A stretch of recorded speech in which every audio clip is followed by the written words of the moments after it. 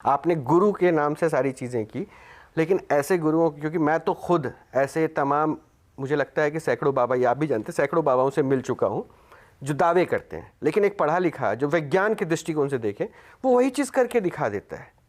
तो इसमें क्या फ़र्क हो गया आखिर? ये भ्रमजाल क्यों? देखिए, जान लेना ज्ञान है, प्रकट कर देना विज्ञान है। जान लेना ज्ञान है, प्रकट कर देना विज्ञान है।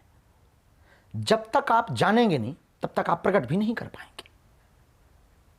किसी बारे में नॉलेज हो जाना ज्ञान है, लेकिन जिस बारे में नॉलेज हुआ उसको करके दिखा देना विज्ञान है। हम दोनों में भेद नहीं समझते।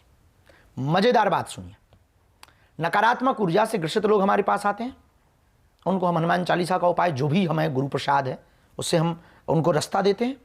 लेकिन अभी भी हमने अपने जीवन में कुछ नहीं छोड़ा। अब हम चाहते हैं कि हमने ये तो गुरु प्रसाद पाया ही, लेकिन वैज्ञानिक तरीके से अब हम पैरानॉर्मल के ऊपर पीएचडी करने वाले। अच्छा, अब आप पीएचडी करेंगे? यस। और क्यों करेंगे?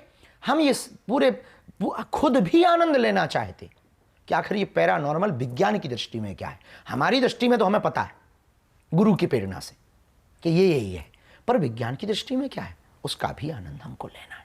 नहीं, विज्ञान तो उसको मैंने देखा मीटर्स पे कैलकुलेट करता है, और आपको शायद आपको तो शायद महसूस हो जाती होगी चीज़। कोई इंट्यूशन लगते हैं, महसूस नहीं, इंट्यूशन होते हैं। हम अपनी तरफ पहली बार आप ये बातें कर रहे हैं, मुझे लगता है कि आज तक कभी नहीं, इसके पहले कई इंटरव्यू में ये बात बोल चुके हैं हम। लेकिन विज्ञान और इसको जो है आपने जिस हिसाब से पीएचडी की घोषणा आज से हम 4 महीने पहले कर चुके, लेकिन फिर भी ये इस दृष्टिकोण पर आप पहली बार बात कर रहे हैं कि वो महसूस आप करना चाहते हैं कि भाई विज्ञान इसको कैसे महसूस कर रहा है। ये तो पहले ही दिमाग में था, तब तो कहा होगा।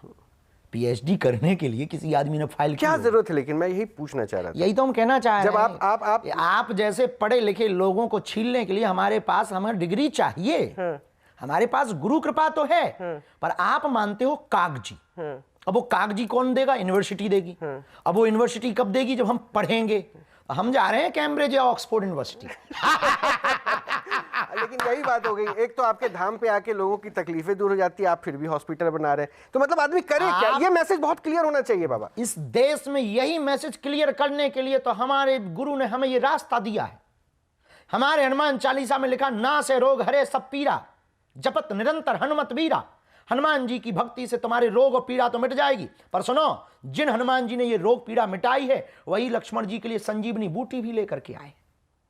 ये भी मत भूल जाइए, जो हमारे आराध्य ने किया वही हम करना चाह रहे हैं कि हम भभूति के माध्यम से, मंत्र चिकित्सा के माध्यम से, मंत्र विज्ञान के माध्यम से, या फिर परालौकिक विज्ञान के माध्यम से, वैदिक विज्ञान के माध्यम से, सनातन विज्ञान के माध्यम से आपको रास्ता तो देंगे, लेकिन ये भी मत भूल जाएं कि जो संसार में है उसको आप त्याग करके सिर्फ उसी पर चलें।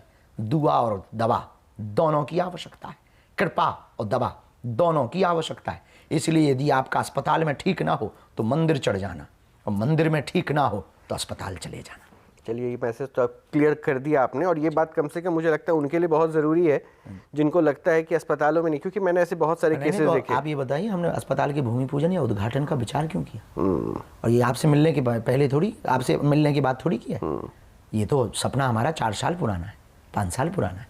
इसकी चर्चा तो 5 साल से हम कर रहे हैं लगातार, और फिर भूमि पूजन भी कर दी, अब कार्य भी निर्माण करवा दिया।